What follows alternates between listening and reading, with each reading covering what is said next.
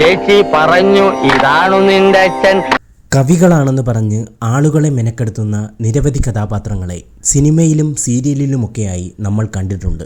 ചൊല്ലി നിന്റെ അച്ഛൻ എൻ മകനല്ലൻ മകനെ.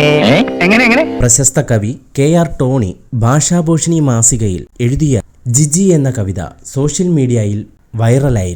ഗംഭീരമായൊരു കവിതയാണ് ഞാനിപ്പോ വായിക്കാൻ പോകുന്നത്. കാടിന്റെ പച്ച ജിജി, കടലിന്റെ നീല ജിജി, മണ്ടയിലെ രേഖ ജിജി, തൊണ്ടയിലെ നനവ് ജിജി, തേങ്ങയുടെ മൂട് ജിജി.